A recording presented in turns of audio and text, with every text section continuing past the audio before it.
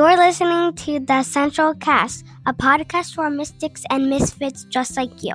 The Central Cast is recorded before a live audience every week at our church in Glendale, California. Thanks for tuning in. All right, good morning. I want to begin today with the words, and I need my water because I just had a communion cracker, per usual.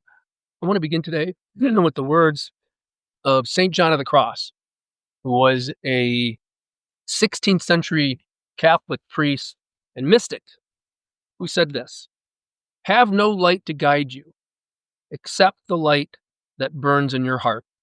Have no light to guide you, except the one that burns in your heart." It's interesting that a Catholic priest would utter such words, especially in the 16th century, but he was a mystic. Notice what he's not saying. He's not saying, have no light to guide you, but the church and its holy sacraments and traditions. He's not saying, have no light to guide you, but the light of Holy Scripture, the Bible, and sound biblical doctrine. No. When he says, have no light to guide you except the one that burns in your heart, he's talking about something beyond the Bible, beyond the church, beyond what tradition alone can offer us.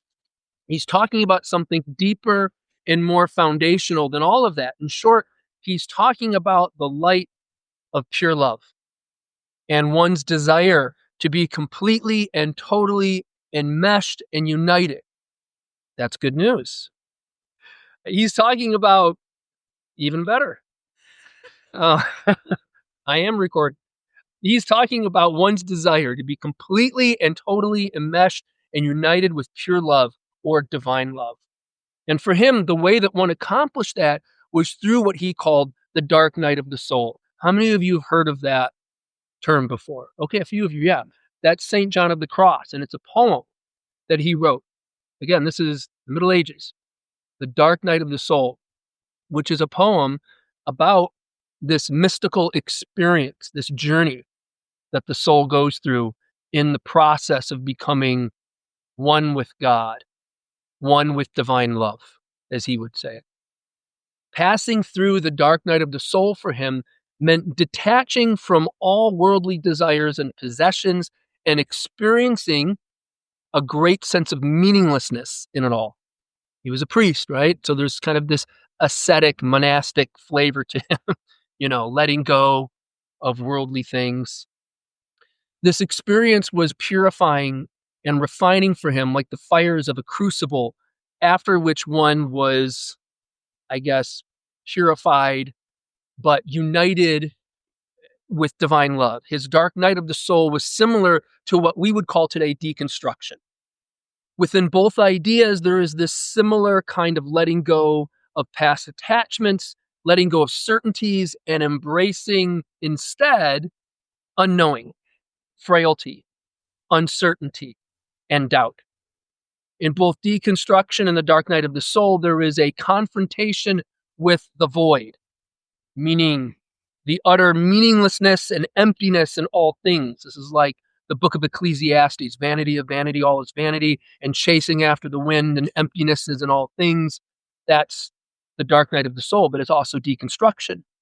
It's only after one goes through that dark night, that crucifixion, if you will, that crucible, that deconstruction, it's only after that, in the wake of that, that one can be made perfect or in perfect union with divine love. Now, I know that probably sounds a bit abstract and esoteric, okay? It's mystical thought, so, it is.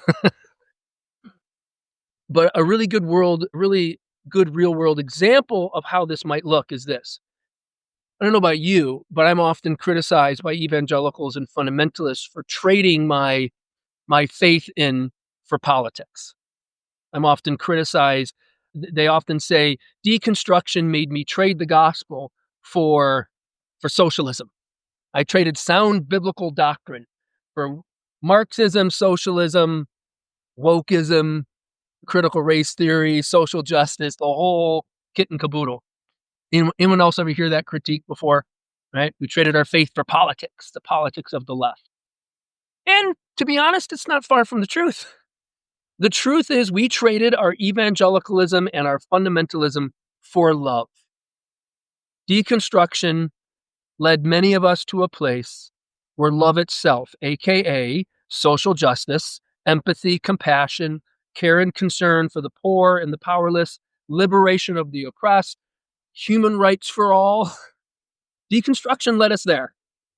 These things became God for us after the death of God, meaning the death of the God of evangelicalism, the God of traditional religion or traditional Christianity. And yeah, that often looks like we're very political because politics is about people and how we treat people collectively.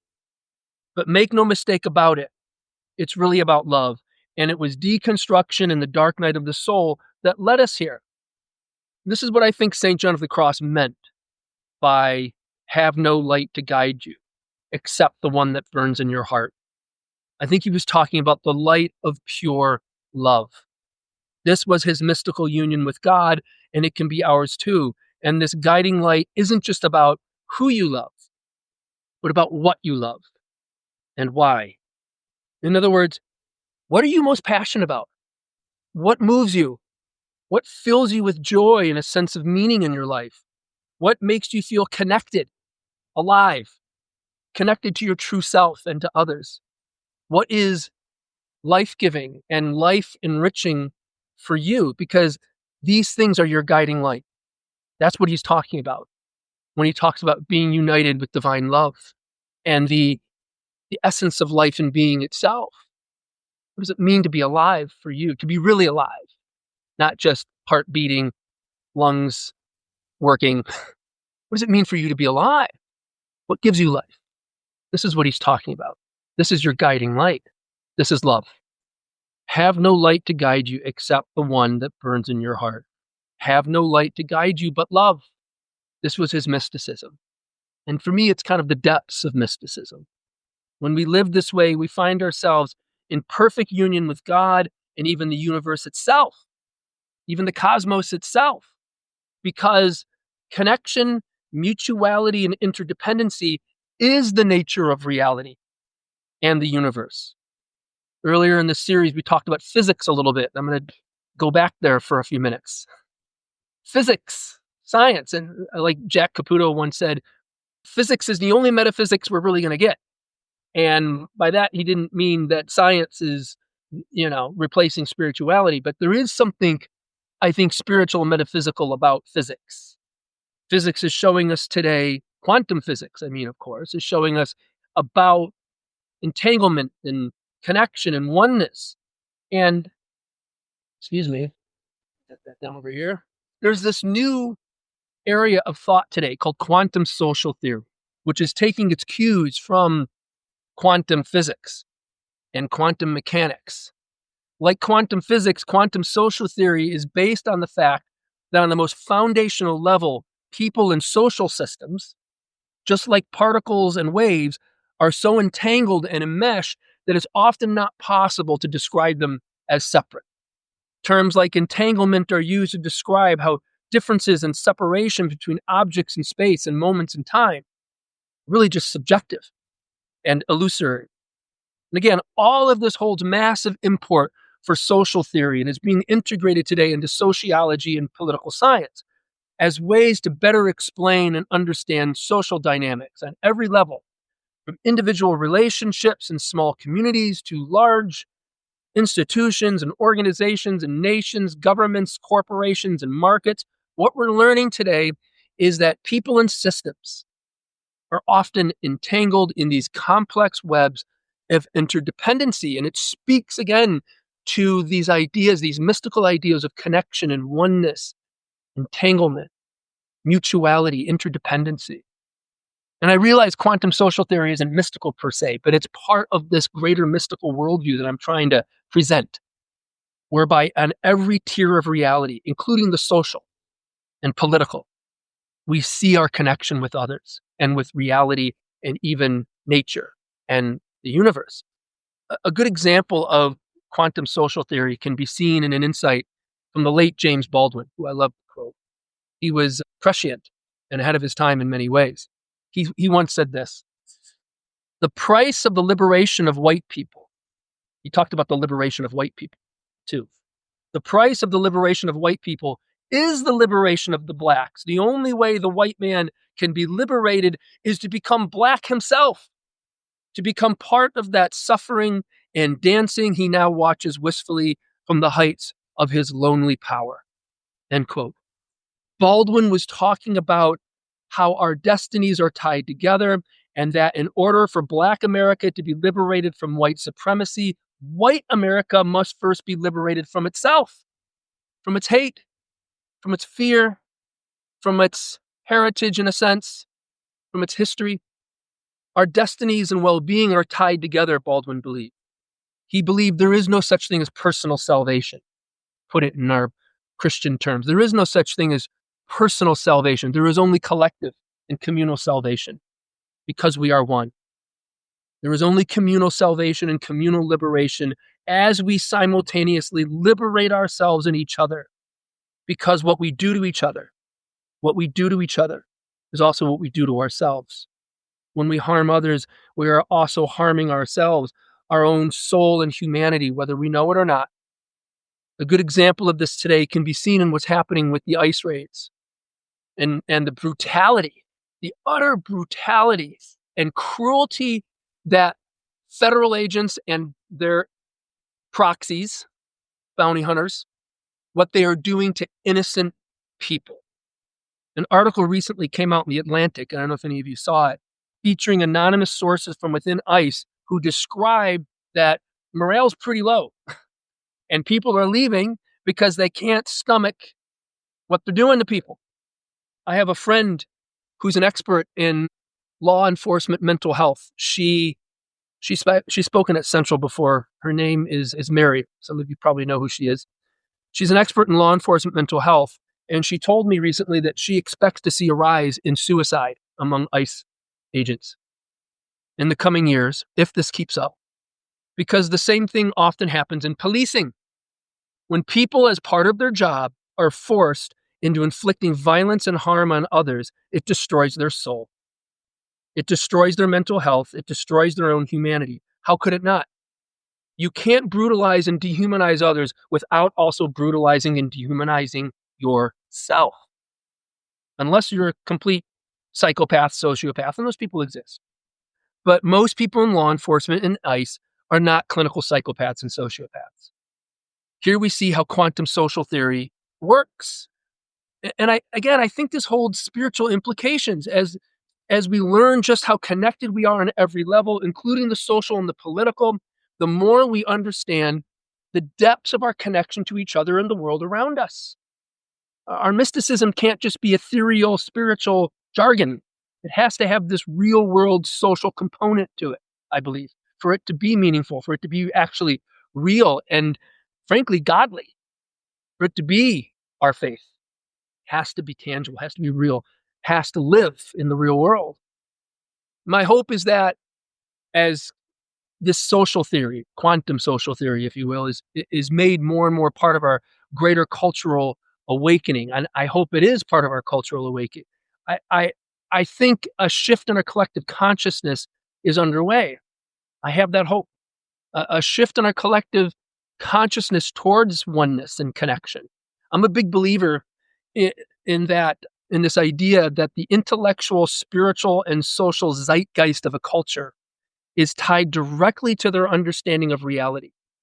In other words, a culture whose worldview and understanding of reality holds that nature is just one big unified system and that human beings are not separate from nature or above nature, but part of nature, such an understanding of reality absolutely influences that culture's spiritual and social customs too.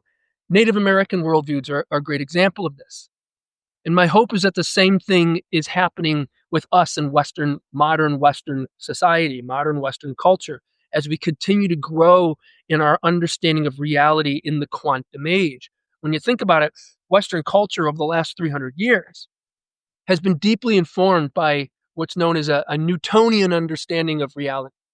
Newtonian meaning the physics and understanding of reality given to us by Sir Isaac Newton in the 17th and 18th century. Newtonian physics primarily describes the behavior of objects, large to medium-sized objects, and the forces that act upon them. You might remember from high school physics class, Newton's third law of motion, right? Every action has an equal but opposite reaction. This is Newtonian physics. It's very linear, very cut and dry. It's very mechanistic and deterministic.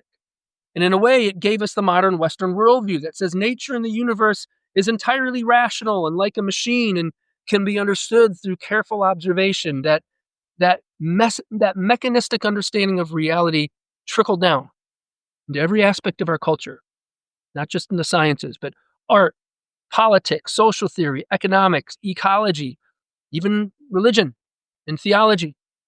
I think modern Christian fundamentalism in some ways is tied to this kind of Newtonian understanding of the world, and it gave us this attempt to turn the Bible into a science textbook that explains reality better than science.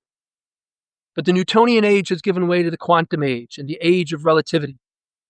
And so we need to move from a purely Newtonian understanding of reality to a quantum one.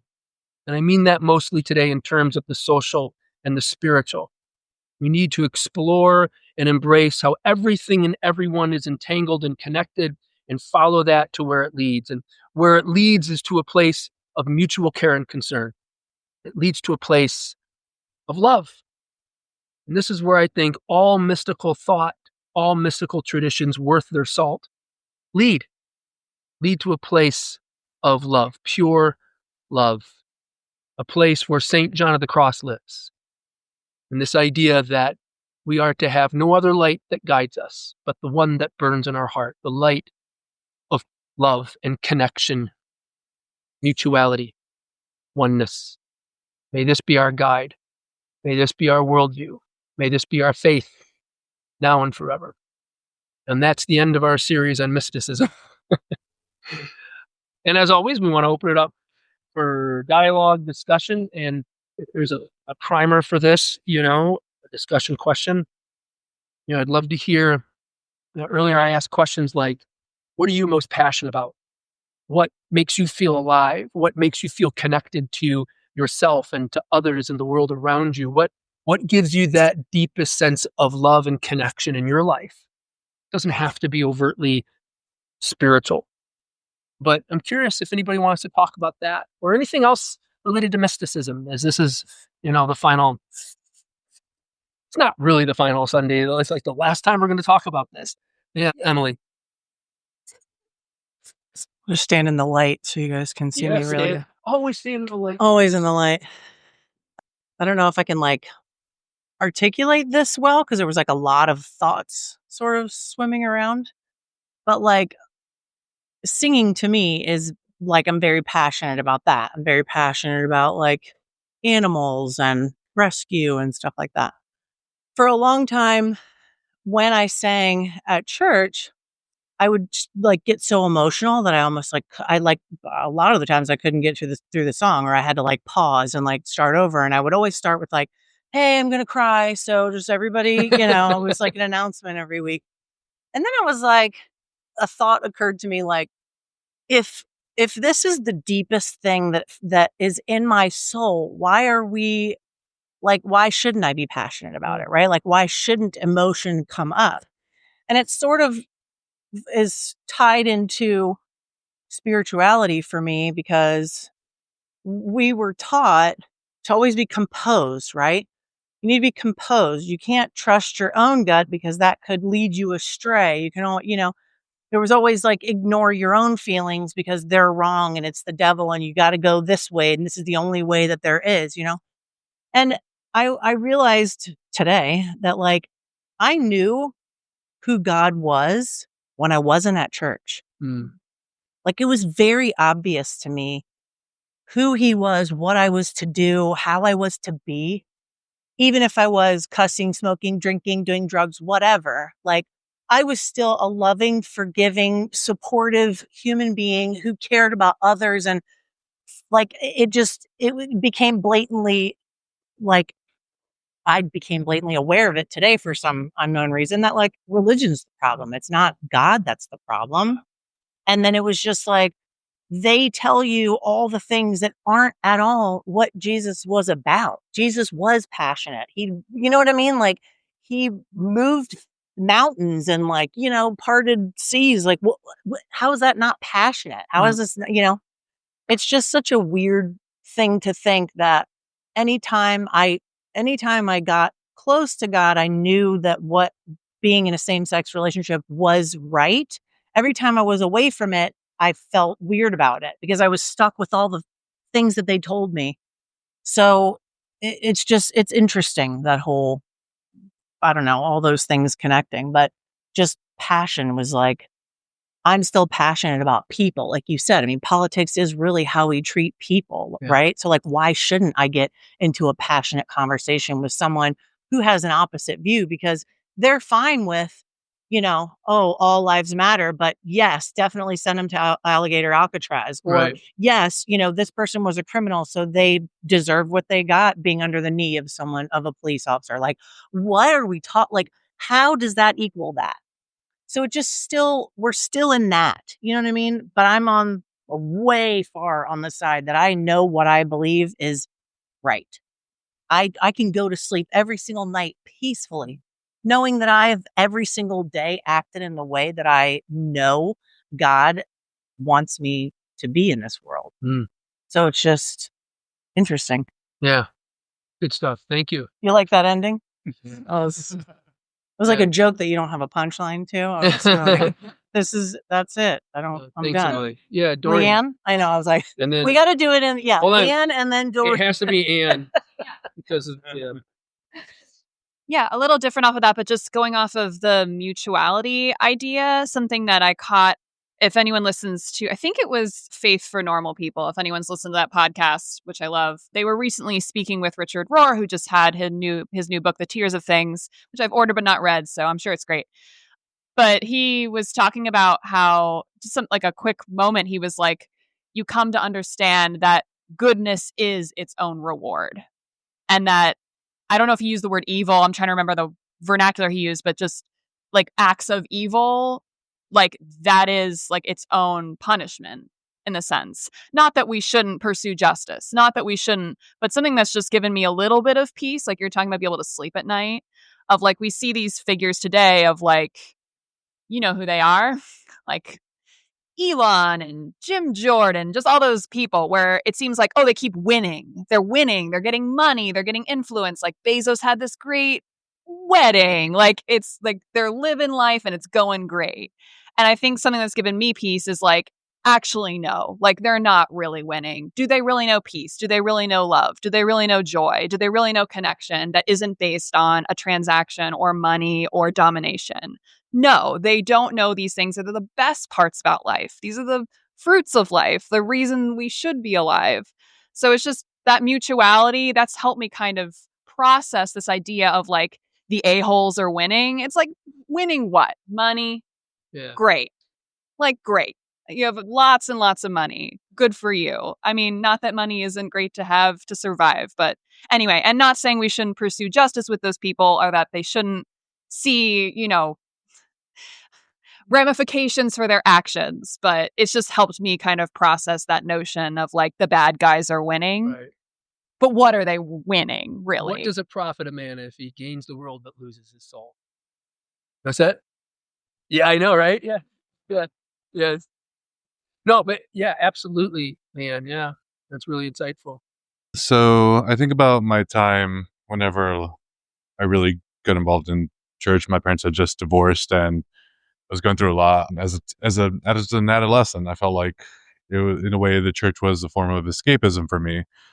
And, I was really devoted and, really, constantly there, constantly part of that community. And I tend to think about what was it that kept me there other than the escapism from my, from the troubles of my life.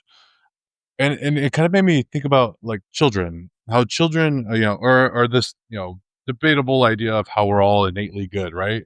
And I think about children, I think about just how for a lot of them, it seems like they're happiest when they have a sense of a good community, right? Kids who they can play with, who they get along with, and it's so simple, it's so basic. And I think And I think now, where I'm in a completely different mindset and philosophical and spiritual, you know, understanding of the world and everything. Now, why do I still keep coming to a church, right? And I think for a lot of people, it's how can whether I'm forced, whether I choose to, or whatever the reason, how can I surround myself around people who essentially force me to do and think good things, where I can essentially have that jovial innocence that I had as a child. And yes, the politics, the social influence of each institution, of each church and denomination, all that affect how that's preached and everything. But I think most of us essentially want to have. We feel so burdened by jobs and family and all our daily hustle of life that essentially, how can we force ourselves to be in a situation where all we essentially have to think is good thoughts, quote unquote, right? Or feel those thoughts, whether it's through singing, whether it's through, through community, talking to people, establishing friendships, right? And I think that, yeah, even though I'm in a completely different space now with the whole idea of spirituality, I think for me, it's the idea of, all right, well, the reason why I keep coming back here, and even though I feel like fairly different and, not super like, attached to everybody and everything. I think it's because the idea of forcing myself to constantly be in an environment where people fight against injustice, where people are openly welcoming and openly, advocating for the minority, the oppressed, right? And so it's in a way, yeah, it's my choice, but I want to be surrounded with this idea of, and in the most simplest form, you know, joy and kindness and love. And so, yeah, I think that's why most of us do this. But it's just the politics and the social influences of whatever the denomination, that specific church, that specific community is like going to break away from that, and they tend to preach. Well, yes, this is how we can be happy if we only attain this, or if we only do God's will by doing this, right? And like kids, at the very core, I think they just, want to do what's right and be around other people who feel that too and love. So, yeah, that's good. It's intuitive. It's intuitive, yeah. Other thoughts today? Yeah, yes. I'll answer your question first, and then I have a comment. You have a question for me? No, I said I'll answer your question first, and then I have a comment. So when I think about like what I'm passionate about, it's easy to go to the quick and easy answers of like, oh, my family, my, but when I feel most connected, I've been thinking about this lately actually, is when I feel most connected to people is when I'm in direct social conversations with people about really deep things. Very often at this stage of my life, it's about faith questions that we've all been grappling with, and I've got a wide variety of friends who are in different places. Yeah, you do. Who are, it's interesting because we're moving kind of parallel with, variations in what we believe, but moving in the same direction. Okay. And so it's when I'm asking lots of questions, when I'm being really curious, and when there's growth on the table. Like that's when I feel most connected, much more than just having a really fun time, or whatever. And so that's what I'm finding really feeds me lately. So I think that's what I'm most passionate about at this point. Connection, though, you're talking about connection and the interconnectedness of communities and quantum physics applying to social interactions. I was just with a friend yesterday who came out of 30 years of ministry in a fairly conservative organization and she is constantly she was a big part of my deconstruction inadvertently, and because she's always been very open and very open to conversations and discussions and stuff, and she is interested in and is learning a lot about this model called Emmanuel prayer, I think it is. Or Emmanuel prayer. yeah. Okay. And I didn't know much about it. I've heard about it. I know other friends who find it interesting. And so she was explaining it to me, and she said there's a whole aspect of it that it's for debate who buys into it or not. But the thing I found most fascinating was she was talking about her belief that God is in all of us, everybody. God, but it's a matter of your ability to see that individually. For me to be able to see God in me and in the people around me, and that is the ultimate connection. Like, we're all interconnected. It felt very much like the idea of the ground of being. God is the water we swim in, and it just struck me when you're talking about the interconnectedness in social contexts. And what if the ultimate interconnectedness is that we're all interconnected through our connection with the divine? With the divine, yeah. Yeah.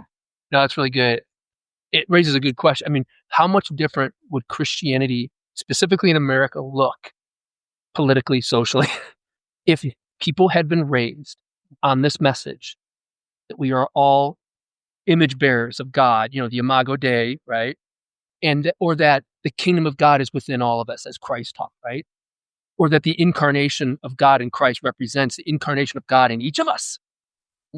Imagine how much different the American cultural, political, social scene would look if we actually had that as the foundation to our faith, and that was what was being taught on Sunday mornings, compared to the nonsense, the superstitious bullshit and nonsense, and the fear-based teachings about atonement and repentance and hell and heaven.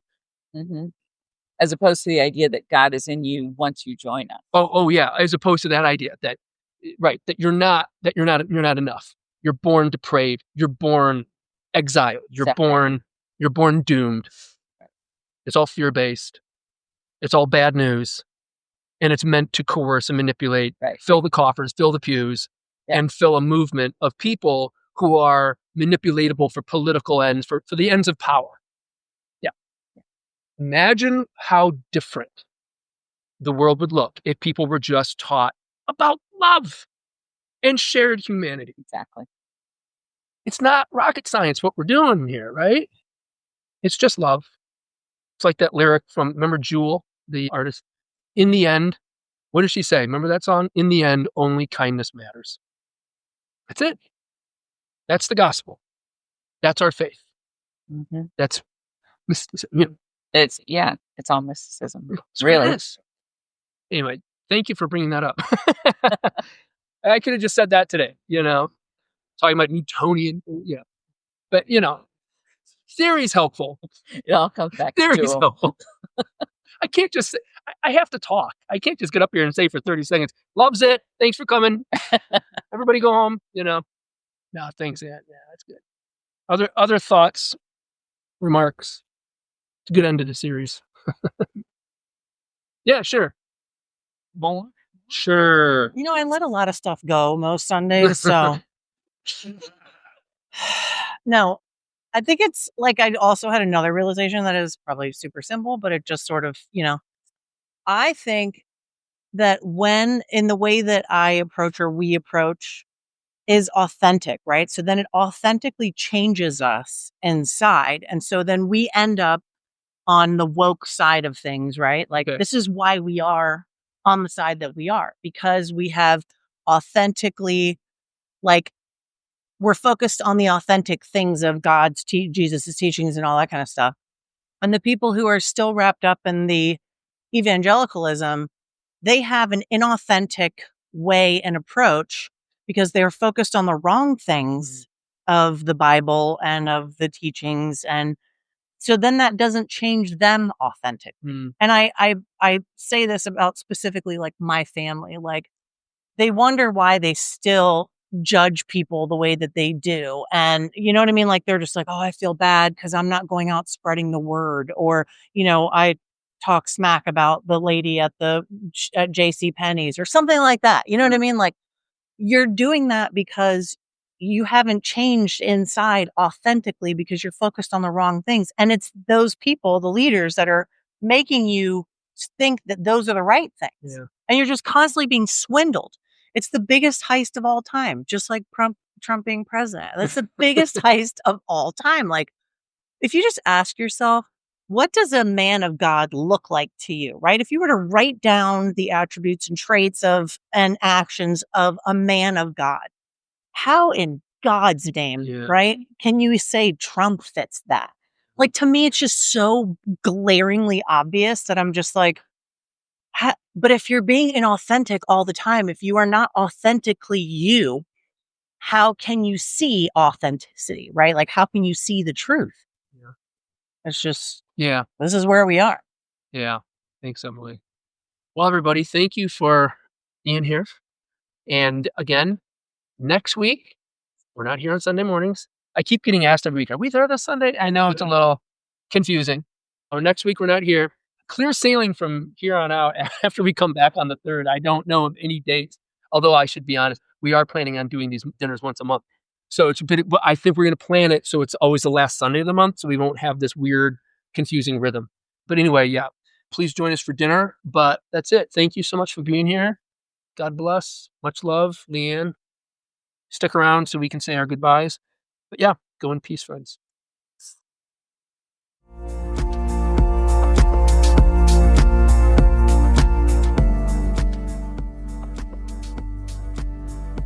Thanks for listening in on this week's edition of the Central Cast. Hope you enjoyed it and hope you join us next time. Bye-bye.